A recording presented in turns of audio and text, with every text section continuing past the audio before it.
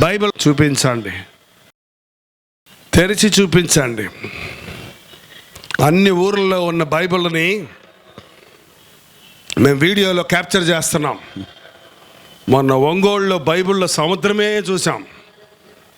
ఏలూరులో, ఒంగోలులో, నర్సపూర్లో, వైజాగ్లో, కాకినాడలో, కర్నూలులో, గుంతకల్లో, విజయవాడలో, గుంటూరులో ఎంతమంది బైబిల్ను పట్టుకున్న భక్తులు ఉన్నారో చూడండి.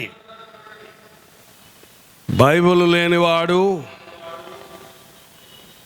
భక్తి లేనివాడు, బైబిల్ ఉండి చదవనివాడు బుద్ధి లేనివాడు, బైబిల్ ఉండి చదివి దాని ప్రకారంగా బతకనివాడు నిష్ఠ దరిద్రుడు. ఏమండి, మీకు ఏ డిగ్రీ వస్తుందో, బైబిల్ ఉంటే సరిపోదు, చదివితే సరిపోదు, ఆ బైబిల్ ప్రకారంగా బ్రతకాలి. అప్పుడే దేవుడు మనల్ని మెచ్చుతాడు. దుష్టుల ఆలోచన చొప్పున నడువక, పాపుల మార్గమును నిలువక, అపహాసకులు కూర్చుండే చోట కూర్చుండక, యెహోవా ధర్మశాస్త్రమందు ఆనందించుచు దివారాత్రములు దాన్ని ధ్యానించేవాడు ధన్యుడు. అటివాడు ఆకువాడక తన కాలమందు ఫలమిచ్చు చెట్టు వలె ఉండను, అతడు చేయునదంతయో సఫలమగును. బైబిల్ను మనం మోస్తే బైబిల్ మనల్ని మోస్తుంది అన్నాడు ఒక భక్తుడు. ఒక్కసారి కొంచెం అట్లా కదపండి. దివ్య గ్రంథము, దివ్య గ్రంథము, ఎచటనైనా చదివిన సహాయం దొరుకును. కష్టములు వచ్చిన, దుఃఖములు కలిగిన, విడువకుండా చదువుడి దివ్య గ్రంథం. చాలా వందనాలండి. అసలు అన్ని ఊర్లు చెప్పాను కదా, అన్ని ఊర్ల కంటే దగ్గరగా తిక్కుగా ముఖాలు కూడా కనపడకుండా ఎక్కువ బైబిళ్ళు ఎక్కడున్నాయంటే గుంటూరులో ఉన్నాయి. దేవునికి స్తోత్రం. ఈ రోజు నుంచి ఆదికాండం నుంచి రోజు 3 అధ్యాయాలు చదవండి. ఆదికాండం నుంచి రోజు 3 అధ్యాయాలు చదివితే వచ్చే సంవత్సరం ఈ రోజుకి బైబిల్ని ఆదికాండం నుంచి పురాణగ్రంథం దాకా ఒకసారి చదివి ముగించేయచ్చు. అక్కడ కొంచెం ఇక్కడ కొంచెం చదువుతారు కొంతమంది, లాటరీ బుక్ లాగా. ఏమండి, ఇక్కడ తీస్తాడు, ఆలకించుడి బల పరాక్రమ గలవాడు ఒకడు ఉన్నాడు, ఎవడో ఆయన నాకేం తెలుసు, ఆమెన్. నీళ్లు పోయిచ్చు వచ్చిన పాషాతు కుమారుడు ఏలీషా ఇక్కడ ఉన్నాడు, ఎక్కడున్నాడు, లేడు, సరే నాకెందుకు అని ఏదో ఒక్క ముక్క తీసి చదివి అర్థం కాలేదండి బైబిల్ చదివితే అంటున్నారు. అలా కుదరదు. బైబిల్ని వరుస పెట్టి చదివితే అర్థమవుతుంది. బైబిల్ చదువుతుంటే వచ్చే అనుమానాలకి, ప్రశ్నలకి సమాధానాలు బైబిల్లోనే ఉన్నాయి. ఇంకో పుస్తకం దగ్గరికి వెళ్ళక్కర్లా, ఇంకో మనిషి దగ్గరికి వెళ్ళక్కర్లా. కంటిన్యూగా చదువు. చేపల కూర చేపలు తింటున్నప్పుడు ముళ్ళు అడ్డు వచ్చింది అనుకోండి, ఏం చేస్తారు? ఈ ముళ్ళు ఎందుకు ఉంది, అసలు దేవుడు ఎందుకు పెట్టాలి, ఈ ముళ్ళు ఉంటే నేను చేప తిన్నాను అంటే వాడు ఏమో నాకు కూర తినగలడా? ముళ్ళు తీసి ఏం చేస్తాడు? పక్కన పెట్టి మిగిలిందంతా తింటాడు. అలాగే బైబిల్ చదువుతున్నప్పుడు ఒకవేళ ఏదన్నా ఒక వచనం అర్థం కాకపోతే పక్కన పెట్టుకో, ఇంకోసారి ఇంకో అధ్యాయం చదువుతున్నప్పుడు దానికి వివరణ దొరుకుతుంది. ఆదికాండం నుంచి ప్రకటన గ్రంథం వరకు రోజు 3 అధ్యాయాలు, ఆదివారం 5 అధ్యాయాలు చదివితే ఒక సంవత్సరంలో బైబిల్ని మొత్తం పూర్తిగా చదివి ముగించవచ్చు. మీరు బైబిల్ చదువుతారా? బైబిల్ అనేది బతికిస్తుందండి. ఈ బైబిల్ జైపాల్ చేతుల్లో నుంచి తీసేస్తే ఎందుకు పనికిరాడు ఈ జైపాల్? బైబిల్ చదవటం మూలనే నాకు భాష వచ్చింది, నాకు జ్ఞానం వచ్చింది, నాకు పరిశుద్ధత వచ్చింది, నాకు పరిశుద్ధాత్మ శక్తి వచ్చింది, నాకు అనుభవ జ్ఞానం వచ్చింది, నా నా నా నా విలువ పెరిగింది. ఎందుకంటే బైబిల్ దేవుని యొక్క శక్తిని నేను అనుభవిస్తున్నాను.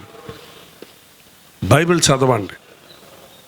బైబిల్ పాత పుస్తకం కాదు. న్యూస్ పేపర్ అయితే ఒకసారి చదివి పక్కన పడేయచ్చు, రెండో రోజు మళ్ళీ చదవడం, మూడో రోజు మళ్ళీ చదవడం ఎవడో, ఎందుకు పనికిరాదు అది. కానీ బైబిల్ అలా కాదు. 43 సంవత్సరాల నుంచి చదువుతున్నాను బైబిల్, ఇంకా కొత్తగానే ఉంది నాకు. ఇంకా కొత్త విషయాలు బైబిల్లో నుంచి దేవుడు బయలుపరుస్తూ ఉన్నాడు.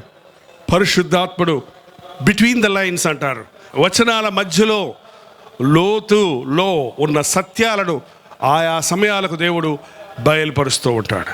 ఎప్పుడు బైబిల్లో ఒక లాటరీ బుక్ తీయబాకండి. కొంతమంది బైబిల్లో ఎప్పుడన్నా అవసరమైనప్పుడు ప్రభా మాట్లాడినైనా నాతో మాట్లాడయ్యా అని తీశాడంట ఒక ఆయన.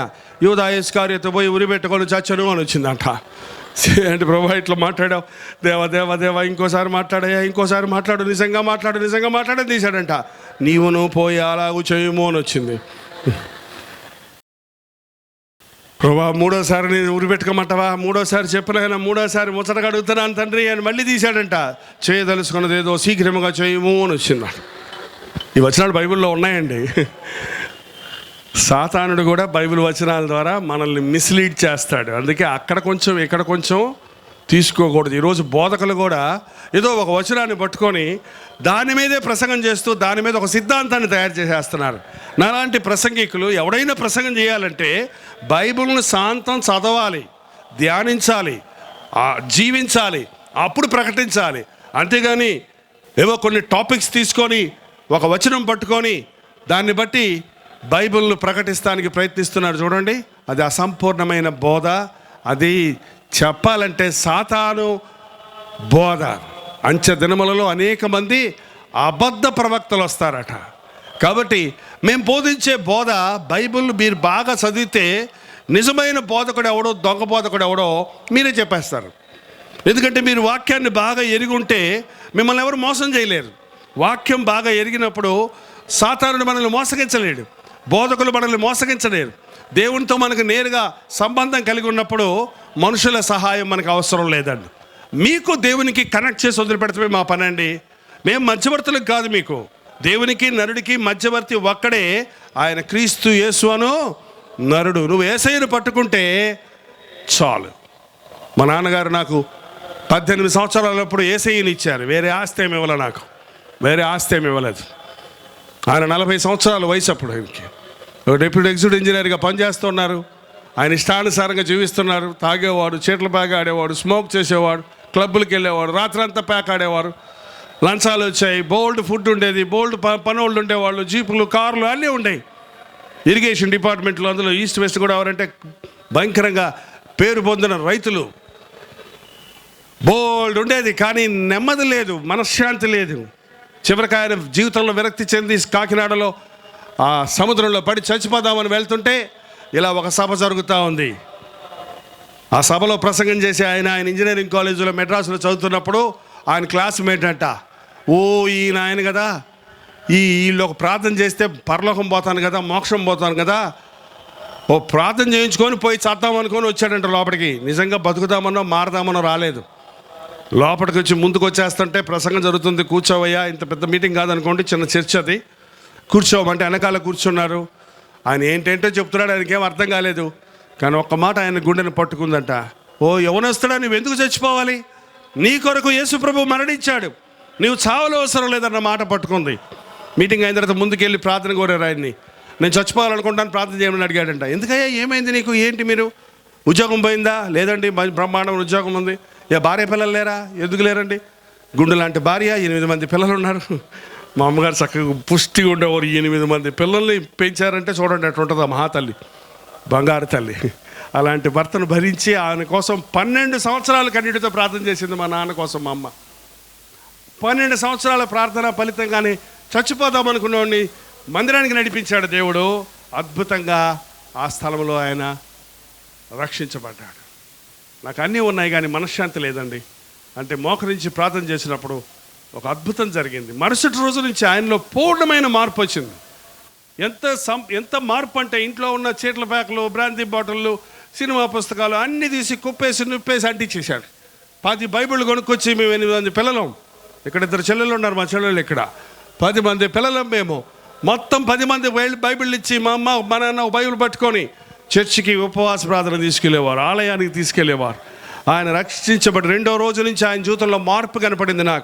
నాకు చాలా సంతోషమైంది. ముందు ఎందుకంటే మా నాన్న అంటే భయం మాకు. మా నాన్న వస్తుంటే పులి వస్తున్నట్టుగా బల్లల కింద, కుంచాల కింద, మంచాల కింద దాక్కునేవాళ్ళం. ఆయన మారిన తర్వాత చాలా సాధువు అయిపోయాడు, మంచివాడు అయిపోయాడు. బూతులు తిట్టేవాడు కాదు, ప్రేమగా మాట్లాడేవాడు. చాలా బాగుంది అనుకుంటే 2వ వారం నుంచి నువ్వు మారాలరా అనేవాడు నన్ను. ఇదేంటిది, నువ్వు 40 సంవత్సరాలు తిని తాగి చూసి పడి లేచి అది చేసి ఇది చేసి అన్ని అనుభవించి మారావు. నేను ఇప్పుడే ఇంకా నువ్వు మీసాలు వస్తున్నాయి, ఇంకా నేను ఇంకేమి చేయలేదు, చూడలేదు, పడలేదు, లేవలేదు, ఆ గుంటలో ఏ గబ్బు ఉందో, ఈ బాటిల్లో ఏం మత్తుందో, ఇవన్నీ నేను తాగి చూడలేదు, అప్పుడే నన్ను మారమంటావేంటి, అప్పుడే నన్ను సన్యాసం పెట్టుకోమంటావేంటి? కుదరదని మా నాన్న మీద ఎదురు తిరిగాను. 3 నెలల కంటే మా తండ్రి మీద, నా దేవుని మీద ఎదురు తిరగలేకపోయాను. దేవుడు అద్భుతంగా 3 నెలలు తిరగకుండా నా 18వ ఏట ప్రభు నన్ను దర్శించాడు. నా వివరమైన సాక్ష్యం ఇప్పుడు చెప్తాను, టైం చాలదు. కానీ నమ్మటకైతే బ్రతుకట క్రీస్తు చిన్న పుస్తకం ఉంది బుక్ స్టాల్లో. మీలో కొంతమందికి ముందే తెలుసు, లేనివాడు దాన్ని తీసుకొని చదవండి. ఆ రోజును పట్టుకున్నాను బైబిల్. అమ్మ నాన్నను వదిలిపెట్టి, చదువు సంజలు వదిలిపెట్టి, మెడికల్ కాలేజీలో జాయిన్ చేయాలని మా నాన్నగారు సీట్ తీసుకొని రెడీగా పెట్టుకొని ఉన్నారు. రంగరాయ మెడికల్ కాలేజీలో ఉండేది కాకినాడలో. అప్పుడే ప్రీ యూనివర్సిటీ బైపీసీ గ్రూప్ ముగించి కాలేజీలో వెళ్ళటానికి, డొనేషన్ కడటానికి రెడీగా ఉన్నారు. ఆ సమయంలో మా నాన్న రక్షించబడ్డారు. నా ఇష్టం కాదురా, నీ ఇష్టం కాదురా, దేవుని చిత్తమని ప్రార్థన చేస్తే ప్రథమ ఫలం నా సొత్తు అని దేవుడు చెప్తే మా నాన్నకు చెప్పాను, నువ్వేమంటావంటే నేను అప్పటికే రక్షించబడ్డాను కనుక నువ్వు ప్రార్థన చేసుకో అంటే నేను ప్రార్థన చేస్తే నీ తల్లి గర్భములో ఉన్నప్పుడే నేను నిన్ను ప్రతిష్ఠించితిని, జనములకు ప్రవక్తగా ప్రతిష్ఠించితిని, నేను నిన్ను పరిశుద్ధపరిచితిని అని ప్రభు నాకు ఇర్మియా 1:4-5 వచనాల ద్వారా వాగ్దానం ఇచ్చాడు. నేను వెంటనే దేవునికి లోబడి కాకినాడను వదిలిపెట్టి మెడ్రాస్కి బైబిల్ పట్టుకొని వచ్చాను. ఆ రోజు నుంచి ఈ రోజు వరకు నేను పట్టుకున్న బైబిలే నన్ను బతికిస్తుంది, నన్ను దీవిస్తుంది, నన్ను అనేకులకు దీవెనకరంగా చేసింది. కాబట్టి బైబిల్ బతికిస్తుంది. బైబిల్ పట్టుకుంటే మా బంధువులు తిట్టారు మా నాన్నని, వాడిని ఏంటి అలా సేవకని పంపించావు, వాడి పర్సనాలిటీ ఏంటి, వాడు బతికేంటి, నువ్వు పోడు చేసేసావు, వాడు సంచి కట్టుకొని ఇళ్ళెంబడి తిరిగి అడుక్కు తినాలా, పాస్టర్ పని అంటే అడుక్కు తినే పని కదరా, ఇళ్ళెంబడి తిరగాల, వాడు ఏమైపోతాడో అని మా బంధువులందరూ మా నాన్నను దూషించారు, ఎగతాళి చేశారు. కానీ ఈరోజు నా బంధువులందరూ నన్ను చూడాలంటే లైన్లో వచ్చి ప్రార్థన చేయించుకెళ్తారు. ఆ బంధువులందరూ ఈ రోజున నేను ఆశీర్వదించబడటం చూసి వాళ్ళల్లో అనేక మంది, ఇంచుమించు అందరూ వాళ్ళు కూడా ప్రభువుని నమ్ముకున్నారు. ప్రభువును నమ్మండి, అప్పుడు మిమ్మల్ని తలగా ఉంచుతాడు కానీ తోకగా ఉంచడం. ఈ రోజున అపవాదికి చోటు ఇవ్వకండి. ఈ లోకంలో మనం జీవించినంత కాలం వాడు ఎంతసేపు మన వెంటే ఉంటాడు, ఎప్పుడు అదను దొరుకుతుందా, అవకాశం దొరుకుతుందా అని వెతుకుతూ తిరుగుతుంటాడు. అయితే మనం అనుక్షణం మన ప్రభువుని ప్రేమిస్తూ, మన ప్రభువుని హత్తుకొని ఆయన వాక్యానుసారంగా జీవించేవారిగా ఉంటే, ప్రభువుతో సత్సంబంధం కలిగి ఉంటే సాతానును ఈజీగా, సులభంగా ఎదిరించగలం, జయించగలం, ప్రభువు సాక్షులుగా జీవించగలం. దయచేసి తలలు వంచండి, ప్రార్థన చేసుకుందాం. అపవాదికి చోటు ఇయ్యకు. ఇప్పటికే కామ, క్రోధ, లోభ, మత, మత్సరాలకు బానిసగా ఉన్నావా? సినిమాలు మానలేని వానిగా ఉన్నావా? సారాయి మానలేని వానిగా ఉన్నావా? సిగరెట్లు మానలేని వానిగా ఉన్నావా? వ్యభిచార పాపంలో కూరుకుపోయి ఉన్నావా? పరస్త్రీతో తప్పైన సంబంధాలు పెట్టుకుని ఉన్నావా? వ్యభిచారం అనే కోపంలో పడున్నావా? నీ శరీరాన్ని, ఆత్మను నాశనం చేసుకుంటున్నావా? అపవాదిని జయించిన క్రీస్తు ఇక్కడ ఉన్నాడు. సాతాను క్రియలను లయపరచడానికి ఆయన ఈ లోకంలోనికి వచ్చాడు. యేసయ్య ఒక అద్భుతాన్ని నీ జీవితంలో ఈ రాత్రి చేయగలడు. నాకు తృప్తి లేదు యేసయ్య, నా కుటుంబంలో సమాధానం లేదు, నా భర్తకి నాకు సత్సంబంధం లేదు, మా బిడ్డలు తిరుగుబోతులు ఉన్నారు, నా కుటుంబం విచ్ఛిన్నమైన పరిస్థితుల్లో ఉంది, సైతాను మా ఇంట్లో తాండవం చేస్తున్నాడయ్యా, మాకు నీ సన్నిధి కావాలి నాయనా, నువ్వు కావాలేసయ్యా, నా హృదయంలోనికి రా నాయనా. అవిశ్వాసంతో అడిగేవాడికి ఏం దొరకదు అని దేవుడు వాక్యం సెలవిస్తుంది. జ్ఞానము కొదవగుంటే అడుగు, నీ బాధ ఏంటో ప్రభువుకు చెప్పు.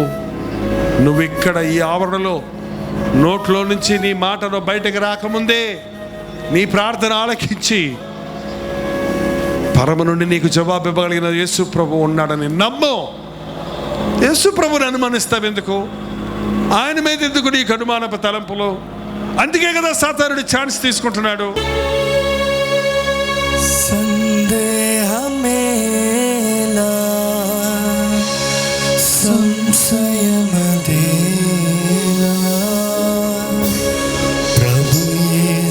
గాయములను పరికించి చూడు, గాయాలలో నీ వేలు తాకించి చూడు. సందేహమేలా, సంశయమేలా, ప్రభు యేసు గాయములను పరికించి చూడు, గాయాలలో నీ వేలు తాకించి చూడు. సందేహమేలా.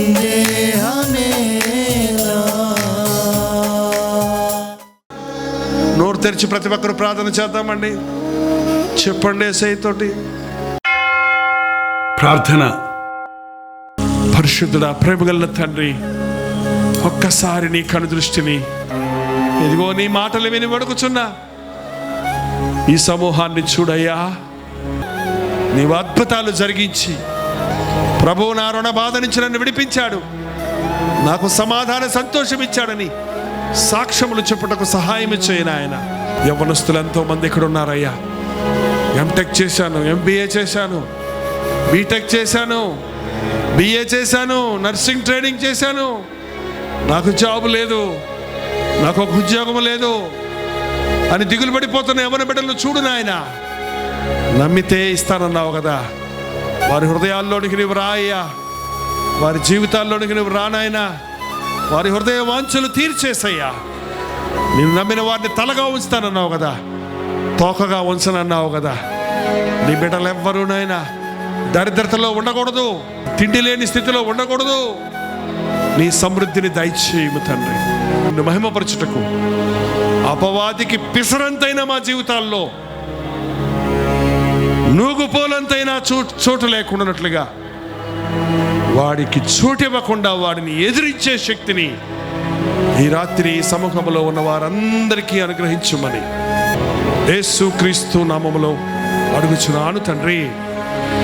మన తండ్రి అయిన దేవుని యొక్క ప్రేమయు, కుమారుడైన క్రీస్తు యొక్క కృపయు, ఆదరణకర్త అయిన పరిశుద్ధాత్మ యొక్క సహవాసమును కూడి వచ్చిన మనందరికీ, లేచి నిలబడి ప్రభువుకు సమర్పించుకున్న మీకును, ఈ దూర శ్రావణ యంత్రము ద్వారా ఈ మాటలు వింటున్న వారందరికీ ఇప్పుడును సదాకాలమును తోడై ఉండను గాక.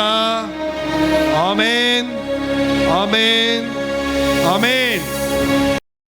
విజయవాడ పరిసర ప్రాంతాల్లో ఉన్న వారికి శుభవార్త. ప్రభుత్వమైతే ఈ నవంబర్ 27వ తారీఖు విజయవాడలో ద వెన్యూ కన్వెన్షన్లో 1 డే గెట్ టుగెదర్ మీ కొరకు ఏర్పాటు చేస్తున్నాం. విజయవాడ వాళ్ళకి కొరకే కాదండి, విజయవాడ చుట్టుపక్కల ఉన్న మీరందరూ ఒకప్పుడు గెట్ టుగెదర్లు పెట్టినప్పుడు వచ్చేవారు కదా. అటుపక్క మచిలీపట్నం, న్యూజివీడు, ఇటు అటు గోనదల, తెనాలి, మీరందరూ అన్ని ఊర్లు చెప్పాలంటే కుదరదు కదా. రండి, వాక్యము ద్వారా మేలు పొందుతున్న మిమ్మల్ని అందరినీ ముఖాముఖిగా చూడాలని, మీకోసం వ్యక్తిగతంగా ప్రార్థించాలని విజయవాడలో ద వెన్యూ కన్వెన్షన్ సెంటర్లో నవంబర్ 27వ తారీఖు 1 డే గెట్ టుగెదర్ ఏర్పాటు చేయబడుతుంది. మధ్యాహ్నం 2 గంటల నుంచి 5 గంటల వరకు, 6 గంటల నుంచి 10 గంటల వరకు 2 సెషన్స్ ఉన్నాయి. రండి, పాల్గొనండి, ముఖాముఖిగా చూసి మీకోసం ప్రార్థన చేయడానికి నాకు అవకాశం కలిగి చేయండి. తప్పకొస్తారు కదా.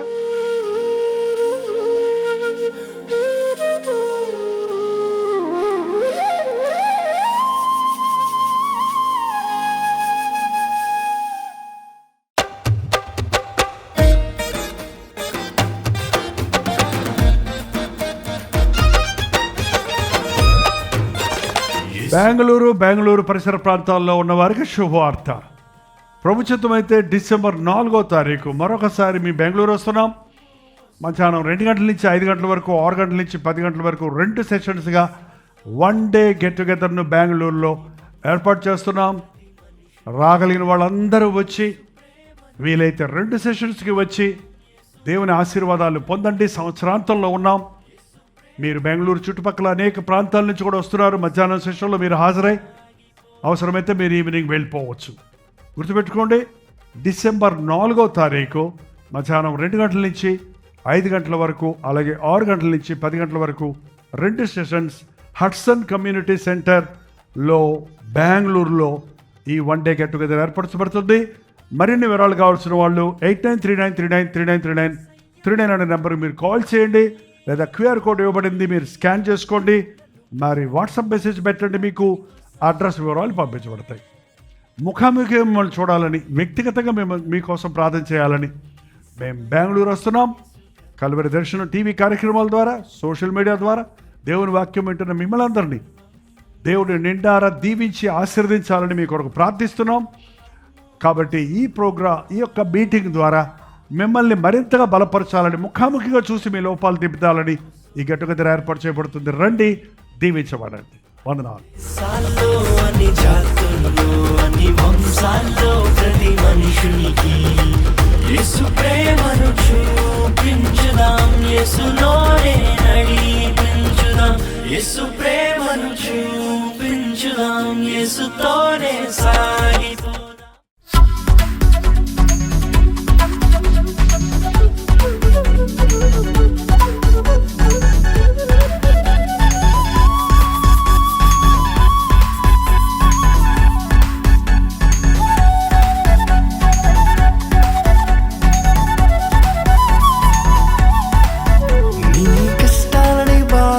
శ్రమలన్నీ తీర్చే అనాథుడు యేసే, నీ కష్టాలని బాధలన్నీ శ్రమలన్నీ తీర్చే అనాథుడు యేసే. ఆది నుండి ఉన్నవాడు ఆ దేవుడు, అద్భుతాలు చేసేవాడు నా యేసుడు. ఆది నుండి ఉన్నవాడు ఆ దేవుడు, అద్భుతాలు చేసేవాడు నా యేసుడు.